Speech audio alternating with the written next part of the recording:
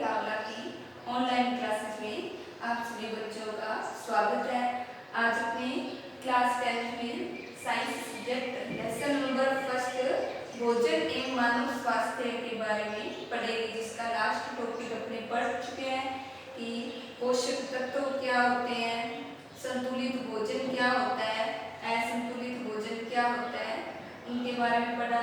तो विटामिन कुपोषण किसे कहते हैं, विटामिनों की कमी से जो अपने को रोग होते हैं उसे विटामिन कुपोषण कहते हैं। प्रमुख विटामिन कौन से थे, विटामिन ए, विटामिन B1 या थायमिन, विटामिन B2 या राइबोफ्लेविन, विटामिन B3 या नियासिन, विटामिन सी या एस्कोर्बिक अम्ल, विटामिन डी या कैल्सीफेरोल बोलते हैं। तो ये प्रमुख विटामिन थे। इनकी कमी से होने वाले रोगों के बारे में पढ़ा, उनके लक्षण कौन कौन से थे उसके बारे में बताया। तो आज आप नोट करिएगा प्रोटीन कुपोषण किसे कहते हैं।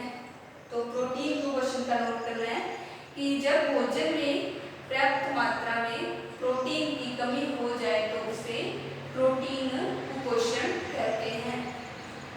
फिर यह प्रोटीन कुपोषण किसमें होता है, प्रोटीन कुपोषण मुख्यतः बच्चों में होता है। तो जो प्रोटीन के कुपोषण के कारण प्रमुख रोग होते हैं वो कौन कौन से हैं, क्वार्सियोल का रोग और मैर्स्मस रोग।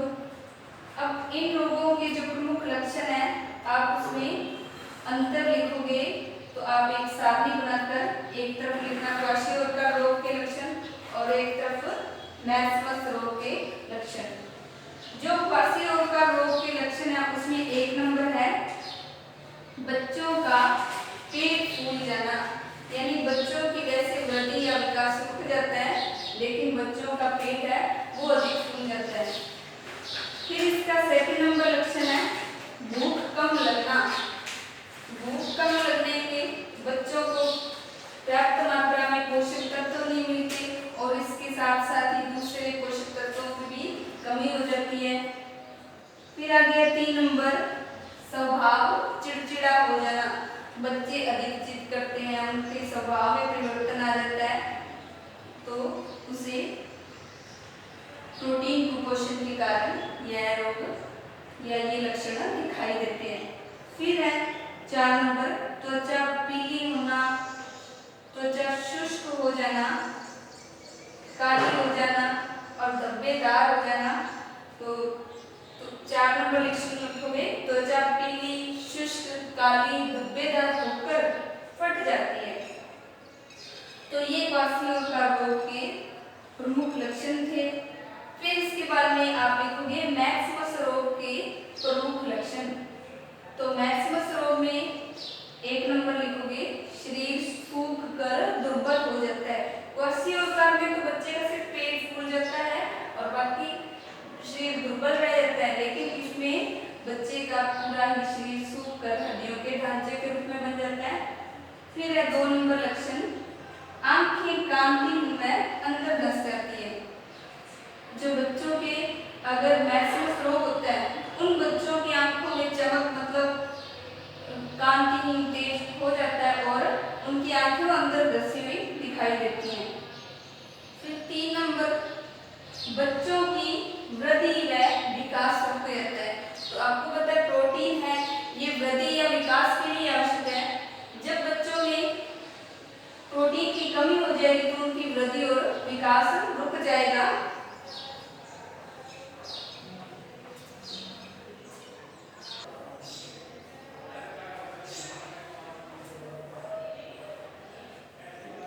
प्रोटीन कुपोषण के बाद में आ गया खनिज कुपोषण। तो पहले अपने पढ़ा था विटामिन कुपोषण, उसके प्रमुख विटामिन कौन से, उनकी कमी से कौन से रोग होते हैं उसके साथ में बनाकर नोट किया।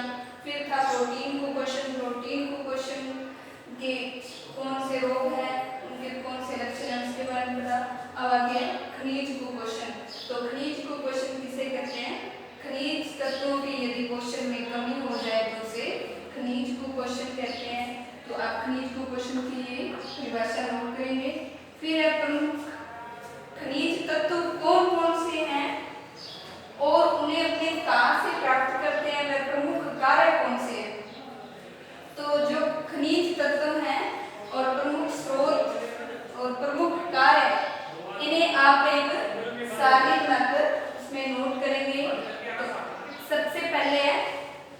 Number sodium.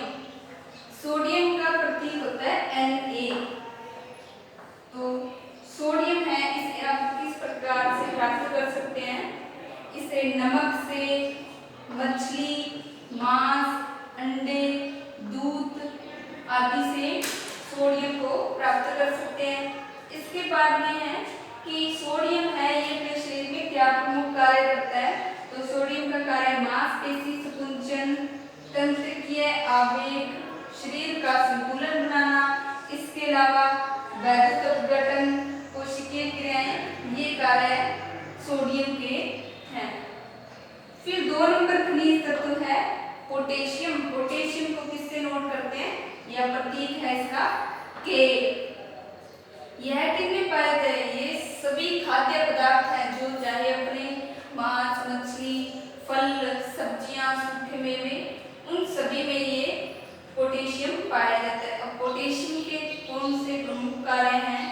तो उसमें है मांसपेशी संकुचन, तंत्रिकीय आवेग संचरण, शरीर का संतुलन बनाना, कोशिकीय क्रियाएं और वैद्युत अपघटन। सोडियम और पोटेशियम दोनों के कार्य लगभग सेम हैं, एक समान दोनों के कार्य। जो ये कार्य हैं वही आप पर नोट करोगे, यानी सोडियम के कार्य और पोटेशियम के कार्य समान होते हैं। फिर इसके बाद में 3 नंबर है कैल्शियम।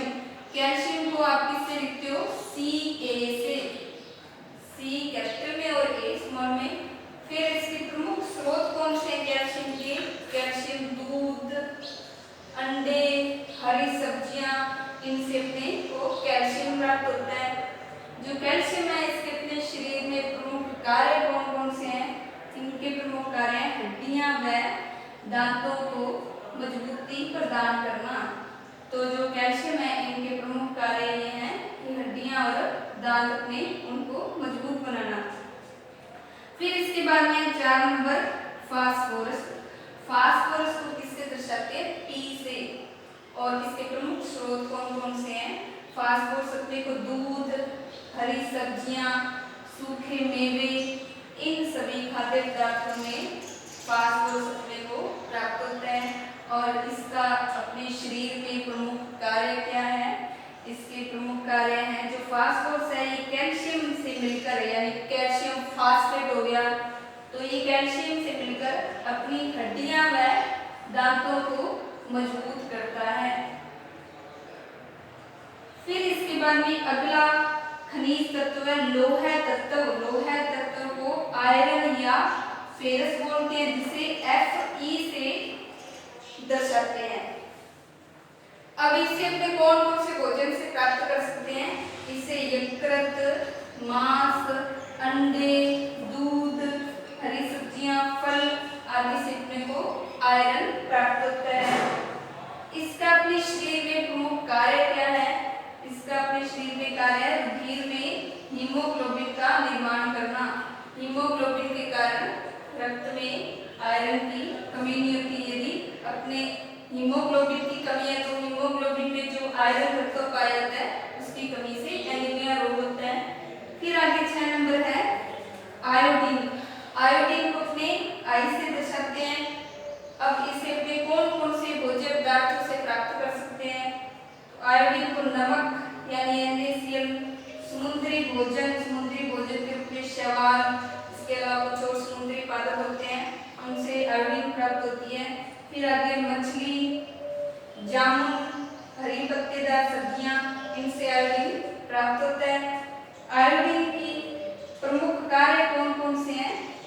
आयोडीन का अपने शरीर में जो थायरोक्सिन हार्मोन है उस थायरोक्सिन हार्मोन का निर्माण करना आयोडीन का प्रमुख कार्य है। तो आज अपने जो प्रोटीन कुपोषण और खनिज कुपोषण के बारे में पढ़ा, इसके आप नोट्स तैयार करिएगा और इस तरह से सारणी के रूप में लिखेंगे। तो अगले वीडियो में अपने जो आगे पोषक तत्वों की ओर जानकारी है इसके बारे में पढ़ेंगे।